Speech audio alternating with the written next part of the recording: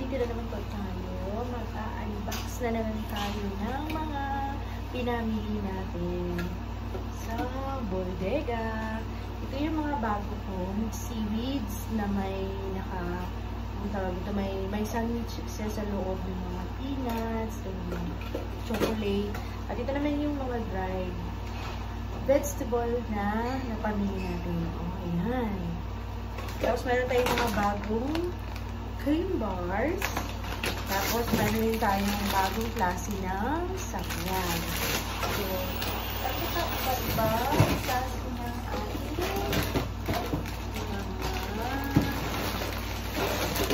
garlic. Ayan. So, ito po yung ating papricing ngayon. Ito po yung mga additional na pinabenta ko dito sa store na mabenta talaga siya sa mga bata. Kasi may nag-wholesale dito. Kasi binibenta din nga sa school ng tag 2 pesos. Yung tag 1 peso lang po yung benta ko dito o dito.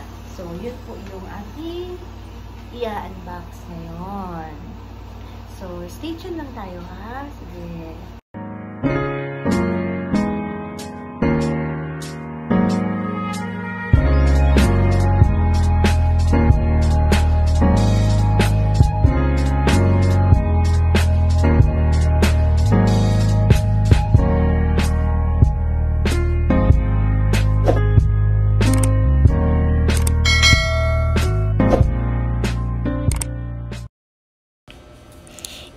Ito naman ay makikita ninyo yung pag-aayos po ng nilalagyan po kasi namin ng kisame yung isang part dito sa tindahan namin. Kaya medyo magulo pa at saka maingay kasi nag-grind. So yan po. And ito naman yung napamili ko. Ito yung laman ng box na ibili natin dun sa bodega. At ito yung naka-buy one take one. Ito siya, ibang klase ng seaweeds na may palaman sa loob. At saka itong bagong samyang na nabili ko. And meron din tayong pang Christmas decors. May lights po siya at saka may balloon. Kasama po yan. At the same time, magla-light po yan na may mga cartoon character na mga Tiny Toons, Heart, at saka Mickey Mouse. And yan po yung iba't ibang klase na napamili natin. May mga dried fruits at saka gulay, yung dried okra at saka strawberry. So, bago sa mata ng mga customer natin at saka healthy foods pa. Tapos, mayroon din tayong bagong klase ng cream bars. So, ayan po. Tapos, yan, strawberry. Ayan, at saka syempre, di mawawala yung iba't ibang gami. Kasi sa kanila, pag wholesale ka, mura lang talaga yung benta ko sa 2.5 kilos na gami. And ang lahat-lahat ng yan ay tumutal po ng 7,280 po ang kabuuan. Hello! Magandang hapon po sa inyong lahat and welcome to Noilo TV. Welcome to our YouTube channel. Hope ay nakapag-subscribe and nakapag-like na kayo sa aking mga videos. And maraming salamat po sa lahat ng mga nag-subscribe, sa lahat ng mga nanonood. Maraming salamat po. Ayan, dinalan ako ng anak ko ng, anong tawag dito? Lemon juice. Gusto ko talaga ito. So, kasi pumunta yung anak ko kanina sa SSS. Nagbabayad kasi siya dun sa SSS ng client namin. So, kaya dumating na siya. Kaya nagpamalingki na din ako. And binili na ako ng ganito. So, ayun. My customer. So, ang topic ko for this video today is about naman, paano ba tayo kumukuha ng markup or paano ba tayo magkaka-income sa ating tindahan? Ako, meron talaga akong standard, no? Pag pagkain siya, pag dry goods siya, mga school supplies, ganyan. Pero yung bigas, medyo binabaan ko kasi naman talagang mahal na siya. So, hindi ako nag-follow dun sa standard ko ng pagpupresyo. So, una, bago ka magpresyo, ay tingnan mo muna magkano ba yung cost na na-incur mo na nakuha mo, like for example, yung pamamalingki natin, ano ba yung mga nagastos natin, no? Yung pagbili natin sa tindahan, kung hindi man kayo bumili ay naka-panel. So, kung nakapanel po tayo, yung may nagdi-deliver sa atin, ay pwede po i-adjust natin yun sa medyo mura or mas maliit na percentage. Kasi maganda pag naka-percentage po tayo doon sa mga markup natin. Kasi mas makita mo talaga kung magkano yung kikitain mo doon na in peso value. So, syempre, unahin muna natin. Kasi yun po yung mga direct cost na makonsider natin bago po tayo mag-come up kung magkano ba talaga ang imang markup natin at magkano yung kikitain natin. So, na-vlog ko na ito actually dati pa yung paano ako mag-markup at paano ko nakuha yung net income ko. Kasi minsan may may isa akong sinalihan na, anong tawag nito, yung grupo, no, na may tanong kasi doon na, may pinapakita siya na computation na yun yung kita niya, tapos yun yung expenses niya. So, parang na-misconception, parang ganun. So, ako mag-share ako paano ako nag-markup or paano ko ba kino-compute yung kinikita ko monthly. Kasi nagko-compute talaga ako monthly doon sa na-generate ko na sales everyday. Kinukuha ko, tapos kinukuha ko yung direct cost. Meaning, yung gross profit mo, makukuha mo yan pag i-less mo yung mga direct cost mo na gastos, kumbaga. So, ano yung mga direct cost na yun? Yun yung una is yung presyo or amount ng pagbili mo ng mga product na binibenta natin or nire-resale natin. So, isa yun sa mga direct cost. Number 2 na pwede nating direct cost is yung halimbawa, yung pamasahe, ganyan, yung anong tawag dito, yung pag-transport ng mga goods na dinadala mo papunta dito sa store mo, yung mga ganyan. Tapos, yung mga, yung mga, like for example, ako ginagawa ko siyang part dun sa direct cost, yung tawag nito, yung, halimbawa, nag-hire ka ng buhat ng mga binibili natin, yung mga ganyan. So, part po din yun sa direct cost natin. So, after nung direct cost, ay makuha natin yung gross profit. So, yung gross profit naman, magdididak pa po tayo doon ng mga expenses natin, yung mga overhead natin. So, ano ba yung mga overhead natin? Yung mga ilaw, yung nung namamalingki tayo, kumakain tayo, so part yun siya dun sa expenses natin. Tapos kung like for example, meron tayong mga cellophane na binabalot natin, so yung kung may binabayaran tayo na tao na tumulong sa atin, so part din yun sa ating overhead cost. So kung nagre-rent man tayo, isa din yan sa mga expenses na dapat i-deduct natin na directly attributable or connected siya doon sa ating tindahan. So, isiparate po natin yung mga personal natin. Hindi po siya dapat kasali doon sa expenses natin. Kasi, dapat separate yung personal at saka yung part doon sa gastos natin pertaining doon sa ating tindahan. So, yun. Pag makuha mo na yun, i-minus po natin doon sa ating gross profit. So, kasi may iba kasi na hindi nila alam paano mag-pricing. So, hindi nila alam paano yung kikitain nila. Like for example, mayroon kayong daily sales in a day na tumotal siya ng 1,000. So, yung 1,000 na yun na naka-record mo, na yun po yung sales mo for that day, hindi po yun yung total sales mo na babasihan mo kung magkano yung markup mo. Like for example, 1,000. So, ang iba kasi, mag-add on sila like for example, 10%, dun sa 1,000, yun po yung kita nila. Hindi po ganun. Dapat po kasi pag 1,000 yung total sales mo, isipin natin nakasali po dun yung markup mo, yung tubo natin. So, dapat i-divide po natin siya muna ng 1.12. So, 1,000 divided by 1.12 para makuha natin yung amount na wala ng markup. And then, or pwede nating i-minus dun sa 1,000, yun po yung markup natin. Yun po yung kinikita natin. So, kung kung 1,000, sige, mag-multiply po tayo.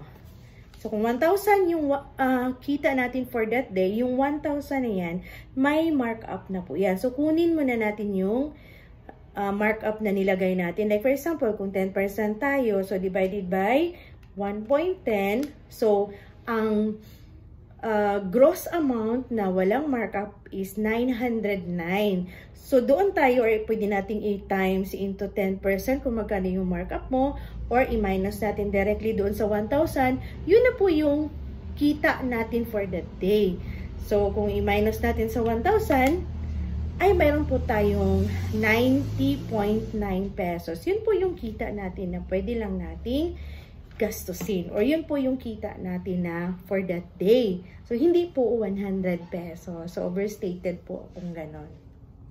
So, yun. Saan na ba tayo? So, yung 90.9 na sinasabi ko na minumultiply natin after natin nakuha yung 10%, isipin natin, yun po yung gross profit natin. Estimatedly, kung yun yung markup mo talaga, yun na yun. Pero, yung amount na yun na nakuha natin, 90.9, ay gross profit natin yun. Yun yung markup natin. Hindi pa kasali doon yung mga gastos natin, yung mga overhead expenses na sinasabi. So, dapat mag-deduct pa din tayo doon sa 90.90. Like for example, kasali doon yung suga or yung tubig mo. So, kung magkano yung monthly mo, pwede ka naman mag-estimate into 30 days, i-divide mo into 30 days. Yun yung allocated or allotment mo doon sa per day na consumption mo sa kuryente. So, mga ganon. Tapos, mayroon pa tayong iba. Like for example, mga balot-balot natin, mga ganyan, yung binabalot natin ng mga cellophane. So, part din yun sa overhead cost natin. So, ano pa ba? Kasi meron akong, nag-aalat talaga ako ng mga BO charges. So, mayroon akong allotment ng percentage doon na kailangan ko talaga siyang i-deduct on that month, estimatedly. So, at the end of the year, ang ginagawa ko, magkano yung actual BO ko kasi nire-record ko lahat yung mga BO ko eh. So, magkano yung actual BO ko, ima-minus ko siya doon sa compute ko na percentage, certain percentage na minumultiply ko sa sales ko, ibangga ko siya doon sa actual BO ko talaga. Then, kung mayroong excess, meaning other income ko siya, i-add back ko po siya doon sa original income ko. Kasi yun naman talaga ang BO ko, yung budgeted na BO ko. So, kung mag-excess naman, so meaning mag-add on ka na naman ng yung mag-excess yung budget mo ng 1% doon sa allotment mo na BO and then sa actual na BO na na-record mo. So, yung difference nun kung malaki man yung actual talaga, ay i-deduct ko siya additional doon sa gross profit ko. Part po siya ng aking expenses. Ganun po ako nagko-compute. So, yung sales ko everyday ay nire-record ko siya kasi gusto kong makita magkano talaga yung kita ko for that month. So, after nun, magdideduct pa tayo. Like, for example, mga taxes natin, binabayaran natin. Rentals, yung mga bayad ng sahod, yung mga ganyan. So, dapat i-deduct po natin yan para mag-come up po tayo ng ating net income. So, ang ginagawa ko kasi monthly ako nag-account ng aking kita. So, hindi ko din naman ginagalaw yung kita kasi namin, sabi ko na yun dati. Kasi yung lahat ng mga kinukuha namin ay para siyang sales ko.